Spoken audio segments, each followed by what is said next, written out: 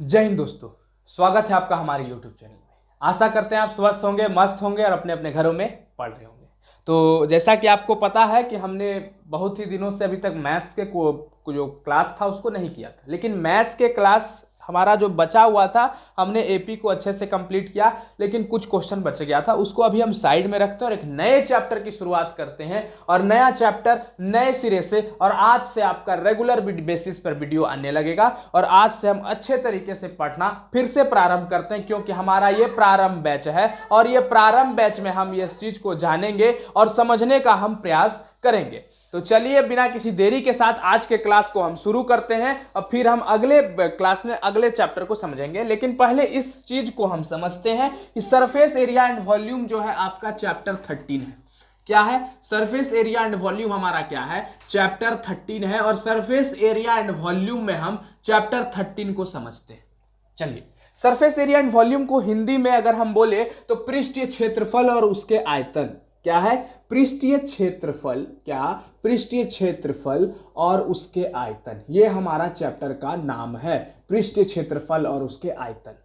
ठीक, देखिए इसको शुरू करने से पहले हमें कुछ शेप का नॉलेज होना चाहिए।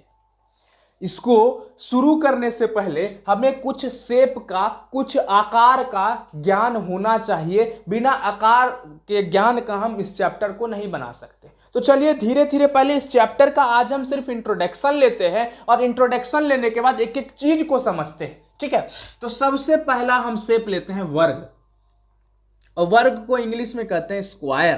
क्या कहते हैं? स्क्वायर। तो सबसे पहली बात, स्क्वायर का एरिया क्या होता है? ये क्या है? ये हमारा है एक स्क्वायर। मान लीजिए इसका एक साइड ए है, इसका साइड क्या है? ए है। तो इसका एरिया क्या हो जाएगा? इसका एरिया हो जाएगा ए का स्क्वायर। क्या हो जाएगा? ए स्क्वायर। क्योंकि एरिया का स्क्वायर क्या होता है? साइड इंटू साइड होता है। क्या होता है? Side into side. तो इसका साइड ए है तो ए का स्क्वायर क्या हो जाएगा? एरिया का स्क्वायर, स्क्वायर का एरिया हो जाएगा। चलिए ठीक है, इसमें हमने कर लिया। लेकिन अब इसका पेरीमीटर भी कोई चीज होता है। पेरीमीटर, पेरीमीटर इसका कितना होगा? इसका पेरीमीटर होगा 4a स्क्वायर, क्योंकि 4 साइड है और 4a स्क्वायर इसका, और ए इसका क्या हो जाएगा? सॉरी, ए स्क्वायर ने 4a इसका क्या हो जाएगा? पेरीमीटर हो जाएगा। क्या हो जाएगा? पेरीमीटर इसका हो जाएगा 4a। 4a क्यों होगा? क्योंकि a इसका क्या है? साइड है, और इसका कितना सारा साइड है? तो 4 है, तो 4 इसका है पेरीमीटर। और पेरीमीटर को हिंदी में कहते हैं परिधि। क्या बोलते हैं? परिधि कहते हैं। और एरिया को क्या बोलते हैं? एरिया को कहते हैं क्षेत्रफल। एरिया को क्या कहते हैं? क्षेत्रफल। तो वर्ग का क्षेत्रफल कितना हो जाएगा? ए स्क्वायर, और पेरीमीटर कितना हो जाएगा? 4a हो जाएगा। ठीक है, तो इस चीज को अपने दिमाग में स्टोर करिए और आगे चलते हैं और अब आगे समझने का प्रयास करते हैं। ठीक है, हाँ, तो अब चलिए हम चलते हैं अगले शेप की ओर। और अगला शेप को जानते हैं, और अगला शेप को रेक्टेंगल कहते हैं, और रेक्टेंगल को हिंदी में कहते हैं आयताकार। क्या कहते हैं बच्चा? आयताकार कहते हैं। ठीक है, आयताकार कौन से शेप का होता है? आयताकार कुछ इस प्रकार का होता है, जिसके पास अपना लंबाई और चौड़ाई हो उसको हम आयताकार कहते हैं। तो ये क्या है? हमारा लेंथ हो जाएगा, और ये क्या हो जाएगा? हमारा ब्रेथ हो जाएगा। लेंथ, लंबाई, और ब्रीथ, चौड़ाई। तो जिसके पास लंबाई और चौड़ाई दोनों हो उसे आयताकार कहते हैं। और आयताकार का एरिया क्या होता है? तो आयताकार का एरिया याद रखिएगा, लेंथ इंटू ब्रीथ, मतलब लंबाई गुने चौड़ाई होता है। इस चीज को याद रखना है। ठीक है, अब चलिए आगे चलते हैं और इसका पेरीमीटर को जानते हैं। और पेरीमीटर को हिंदी में कहते हैं परिधि। क्या बोलते हैं? पेरीमीटर को हिंदी में कहते हैं परिधि। और परिधि क्या होता है बच्चा लोग? 2 इंटू एल प्लस बी होता है। क्या होता है? 2 इंटू एल प्लस बी होता है। और इसका पेरीमीटर, परिधि क्या हो जाएगा? 2 इंटू एल प्लस बी, मतलब 2 गुने लंबाई प्लस चौड़ाई। चलिए इतना दूर हो गया। अब देखिए एक एक चीज को अब हम समझते हैं, और अब हम सरफेस एरिया एंड वॉल्यूम के एक्चुअल चीज पर जाते हैं और एक्चुअल चीज को समझने का प्रयास करते हैं। तीसरा नंबर होगा घन। और घन को इंग्लिश में कहते हैं क्यूब। क्या कहते हैं? क्यूब। और क्यूब बनता किससे है? तो क्यूब बनता है स्क्वायर से। तो देखिए स्क्वायर से क्यूब बनता है तो कुछ इस प्रकार से क्यूब हमारा बन गया। मान लीजिए स्क्वायर का एक साइड ए है, इसी प्रकार क्यूब का एक साइड हमको ए दिया गया है, तो इसका एरिया क्या हो जाएगा? इसका एरिया क्या होगा भाई लोग, क्या होगा बच्चे लोग इसका एरिया, तो इस चीज को बताने का प्रयास करिए। तो एरिया सबसे पहले देखिए इसका कितना साइड है, तो इसका 6 साइड, स्क्वायर का 6 गो स्क्वायर मिलकर क्या बना दिया, एक क्यूब बना दिया। तो इसका एरिया क्या हो जाएगा सॉरी, इसका एरिया हो जाएगा 6a स्क्वायर हो जाएगा। इसका एरिया क्या हो जाएगा, 6a स्क्वायर हो जाएगा। अब चलिए, अब इसका कुछ ना कुछ वॉल्यूम होगा, क्योंकि इसमें क्या जुड़ गया है, एक हाइट जुड़ गया है, और जिसके साथ हाइट जुड़ जाए उसका वॉल्यूम भी होता है। तो वॉल्यूम क्या होगा इसका, तो इसका वॉल्यूम क्या होगा, इस चीज को बताइए। इसका वॉल्यूम होगा a क्यूब, क्योंकि लंबाई गुना चौड़ाई गुना height, length into breadth into height, लंबाई गुना चौड़ाई गुना ऊंचाई क्या हो जाता है, हो जाता है वॉल्यूम, माने आयतन हो जाता है। क्या हो जाता है, आयतन हो जाता है। और उसी तरह आयतन, क्यूब का तो सब साइड ए होगा, क्योंकि स्क्वायर से मिलकर बनता है, स्क्वायर का दोनों साइड सेम होता है। तो ठीक उसी प्रकार क्यूब का भी सब साइड सेम होगा। तो लंबाई जितना उतना ही चौड़ाई और उतना ही ऊंचाई, तो ए गुना ए क्या हो जाएगा, ए क्यूब हो जाएगा। कोई दिक्कत समझ में आया आप लोग को? तो चलिए हम और आगे की ओर चलते हैं और देखते हैं।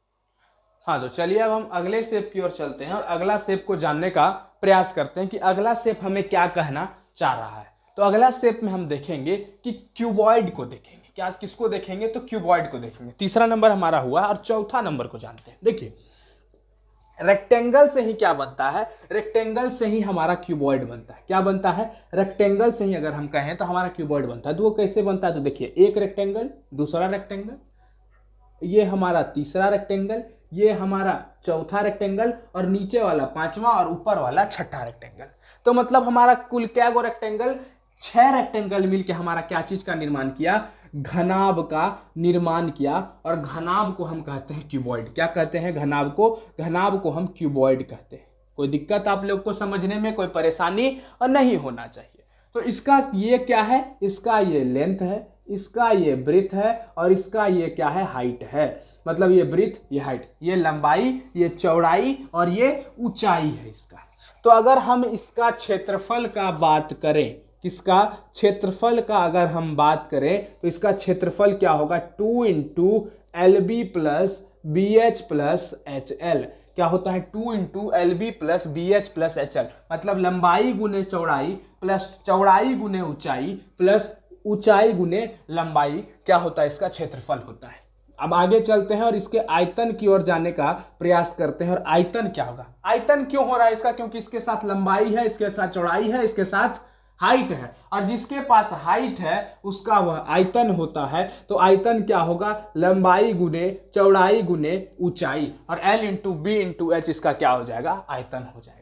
ठीक है, तो अब चलिए आगे की ओर चलते हैं और कोन को समझते हैं, फिर इसको समझते हैं हम लोग ये क्या कहते हैं उसको, क्यूबॉइड को समझते। क्यूबॉइड को तो हमने समझा, सिलेंडर को समझते हैं, इसको बेलन भी कहते हैं। तो चलिए आगे चलते हैं और एक एक चीज को फिर से अच्छे तरीका से हम समझने का प्रयास करते हैं। ठीक है, तो आगे हम लोग देखेंगे आगे हमें क्या कह रहा है, और आगे आगे एक चीज को देखते चलते हैं। चलिए देखते हैं, 1 2 3 और 4, एक पांचवा नंबर शेप को हम लेते हैं बेलन। क्या लेते हैं, बेलन।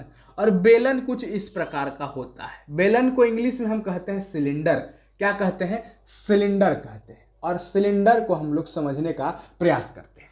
तो बेलन का एरिया क्या होता है और वॉल्यूम क्या होता है, ये चीज को हम जानेंगे। देखिए एरिया 2 प्रकार का होता है, एक होता है कर्व सरफेस एरिया, वक्र पृष्ठीय क्षेत्रफल। क्या होता है, एक एरिया 2 प्रकार का होता है, एक होता है वक्र पृष्ठीय क्षेत्रफल। क्या होता है, वक्र पृष्ठीय क्षेत्रफल, और दूसरा होता है कुल पृष्ठीय क्षेत्रफल।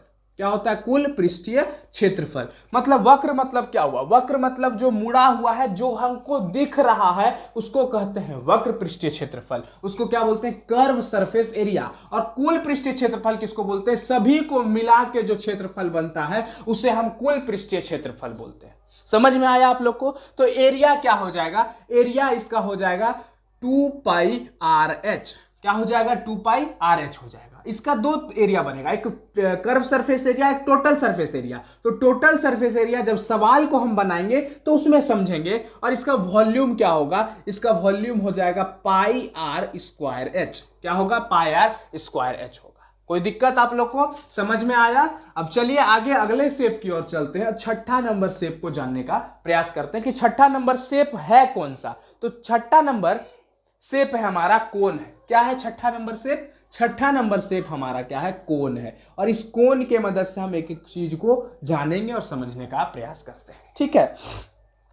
तो चलिए आगे हम सॉल्व करते हैं, कोन क्या कह रहा है इस चीज को देखते हैं। देखिए कोन का दो चीज होगा, एक एरिया होगा और एक क्या होगा? वॉल्यूम होगा, ठीक है। हर एक चीज जो 3D शेप कंटेन करता है वो एरिया होता है और क्या होगा? वॉल्यूम होगा। तो देखिए इसको हम कहते हैं L की संज्ञा देते हैं और L को कहते हैं तिर्यक ऊंचाई। क्या कहते हैं? तिर्यक ऊंचाई कहते हैं। तिर्यक ऊंचाई को इंग्लिश में अगर हम बात करें तो स्लैंट हाइट कहते हैं। क्या कहते हैं? स्लैंट हाइट कहते हैं। तो L क्या होगा? L हमारा स्लैंट हाइट हो जाएगा और यहां से पूरे की ऊंचाई को हम h से दर्शाते हैं और h हमारा जो सिंपल ऊंचाई है वो सिर्फ h हमारा सिंपल ऊंचाई हो जाएगा, ठीक है। तो कोन का, और ये क्या हो जाएगा? ये हमारा रेडियस हो जाएगा। तो कोन को हम कोन को इंग्लिश में क्या बोलते हैं? इंग्लिश में भी कोन ही कहते हैं और हिंदी में भी क्या कहते हैं? कोन ही कहते हैं। इस चीज को याद रखना है, ठीक है। तो कोन को हम हिंदी में शंकु कहते हैं, सॉरी कोन को हिंदी में क्या कहते हैं? शंकु कहते हैं। इस चीज को याद रखना है। तो शंकु और इंग्लिश में कोन, तो एरिया इसका क्या हो जाएगा? Pi R L. और याद रखिएगा अक्सर एग्जाम में हो सकता है एल का आपको वैल्यू दिया हो, अन्यथा रेडियस और हाइट का वैल्यू दिया हो। तो एल बराबर होता है R square plus H square under root. इस चीज को भी याद रखना है। तो एल का वैल्यू क्या होता है? Under root R square plus H square. तो एरिया बराबर क्या हो जाएगा? Pi R L. और वॉल्यूम क्या होगा? वॉल्यूम होता है 1/3 pi R square H. 1/3 pi R square H, ठीक है। अब चलिए हम सातवां नंबर शेप की ओर जाते हैं और सातवां नंबर शेप को जानने का प्रयास करते हैं, ठीक है। तो सातवां नंबर शेप को देखते हैं और सातवां नंबर शेप क्या है उस चीज को हम जानने का प्रयास करते हैं। चलिए सातवां नंबर शेप है हमारा हेमिस्फेयर। क्या है? हेमिस्फेयर। और हेमिस्फेयर को हिंदी में कहते हैं अर्धगोला। क्या कहते हैं? अर्धगोला कहते हैं, ठीक है। तो अर्धगोला कहते हैं। चलिए इस चीज को देखते हैं। तो अर्धगोला का शेप, कभी आप बॉल को देखे होंगे। किसको देखे होंगे? बॉल, जिससे हम लोग क्रिकेट खेलते हैं वो बॉल को देखिए। अब बॉल को बीच से काट दीजिए, तो जब बॉल को आप बीच से काटिएगा तो कुछ इस प्रकार से खोखला, आधा खोखला बनेगा, उसी को हम अर्धगोला कहते हैं। अर्धगोला कहते हैं। मान लीजिए इसका कुछ ना कुछ रेडियस होगा और इसका कुछ ना कुछ यहाँ पर हाइट होगा, तो वही रेडियस जो होगा वही उसका हाइट होगा, क्योंकि ये रेडियस जितना यहाँ पर है उसको यहाँ पर लेके आएंगे तो उतना ही रेडियस होगा, ठीक है। तो चलिए ठीक है। हेमिस्फेयर, तो हेमिस्फेयर का एरिया होता है 2 pi R square, sorry 4 pi R square. क्या होता है? 4 पाई आर स्क्वायर। और वॉल्यूम क्या होता है इसका? वॉल्यूम होता है 4/3 पाई आर क्यूब होता है इसका वॉल्यूम। क्या होता है? 4/3 पाई आर क्यूब। और इसका एरिया होता है 4 पाई आर स्क्वायर। तो वॉल्यूम क्या? 4/3 पाई आर क्यूब। एरिया क्या? 4 पाई आर स्क्वायर। चलिए ठीक है, इतना दूर आपको समझ में आया। और अब अगला शेप और अंतिम शेप की ओर चलते हैं और स्फेयर को लेते हैं। जो गेंद को हम काटे वो एक्चुअल में गेंद को हम गोला कहते हैं और स्फेयर को क्या कहते हैं? गोला। और गोला जो गेंद होता है, जो 3D शेप का गेंद होता है, वो उसको क्या बोलते हैं? स्फेयर माने गोला कहते हैं। क्या कहते हैं? गोला कहते हैं। तो गोला का एरिया होता है 2 पाई आर स्क्वायर। क्या होता है? 2 पाई आर स्क्वायर। क्यों 2 पाई आर स्क्वायर होता है? इसलिए 2 पाई आर स्क्वायर होता है क्योंकि दो गो गोला को मिलाकर एक गोला बनता है, जिसे एक गोला का स्क्वायर पाई आर स्क्वायर और दूसरा गोला 2 पाई आर स्क्वायर। इसका वॉल्यूम क्या हो जाएगा? इसका वॉल्यूम होगा 2/3 पाई आर क्यूब। ये सब हमने आसानी से अभी तक कर लिया। अब चलिए अब हम देखते हैं और समझने का प्रयास करिए कि ये सब फॉर्मूला आपको आपके एग्जाम में नंबर दिलाएगा। ये जो फॉर्मूला है आपको आपके एग्जाम में नंबर दिलाएगा। बिना इस फॉर्मूले के अगर आप चाहिएगा आगे बढ़ने के लिए तो नहीं कर सकते। नाइन्थ क्लास में हमने देखा था कि एक एक चीज फॉर्मूला का एक एक डेफिनेशन था। चैप्टर अगर हम पहला चैप्टर को देखें एक्सरसाइज 1 को 9th क्लास का, तो वो सिर्फ आपका किस पे बेस है, तो एरिया पर बेस है। दूसरा सिर्फ वॉल्यूम पर बेस है। तो लेकिन 9th क्लास इसलिए इंपॉर्टेंट होता है ताकि एक एक चीज को हम बारीकी से समझते हैं, और 10th क्लास में एक एक चीज को हम सॉल्व करना होता है। तो 10th क्लास में भी हमने अच्छे से इसको समझा, एक एक फॉर्मूले के एरिया को, वॉल्यूम को समझा। अब हम आगे इसका इंप्लीमेंट करेंगे, इस फॉर्मूले का उपयोग करेंगे, और अब जो है हमारा वीडियो रेगुलर बेसिस पे आपके एग्जाम मतलब आपके जो टैब है उस पर आते रहेगा। तो आप अच्छे से देखते रहें, दोस्तों को बताएं, शेयर करें जितना ज़्यादा से ज़्यादा हो सके, और अच्छे से पढ़ने का भी प्रयास करिए। और ये फॉर्मूला अपने अपने कॉपी में आप लोग नोट डाउन कर लीजिए, और ये फॉर्मूला को कल के वीडियो में जब ये वीडियो आएगा, फिर जो अगला वीडियो एक्सरसाइज बनाने का, तब उसमें आप लोग एक एक फॉर्मूले को याद करके रखिएगा। जब तक हम अगले वीडियो की ओर ना बढ़े, जब जैसे मान लीजिए आज आया ये वाला वीडियो, तो अगला दिन जो होगा, नेक्स्ट वीडियो जो आएगा, उसमें आपको टोटल फॉर्मूला याद होना चाहिए। इसका मतलब क्या, एक एक फॉर्मूला आप कंप्लीट करके रखिएगा, एक एक फॉर्मूला आपका कंप्लीट याद होना चाहिए, मुंह पे होना चाहिए, तभी आप आगे बढ़ पाइएगा और एक एक चीज को समझ पाइएगा। बिना फॉर्मूले को समझे बिना आप नहीं समझ सकते हैं एक एक चीज को। तो अपने से एक चीज को याद रखिए। और चलिए आज के लिए हम इतना ही रखते हैं, और फिर कल से हम लंबे लेंथ के साथ, वीडियो के साथ, अच्छा वीडियो, बड़ा वीडियो, एक चीज को समझेंगे, बारीकी से समझेंगे, एक्सरसाइज को सॉल्व करने का प्रयास करेंगे। तो आज के लिए इतना ही रखते हैं, और अच्छे से पढ़िए, मस्त रहिए। तब तक के लिए धन्यवाद। जय हिंद।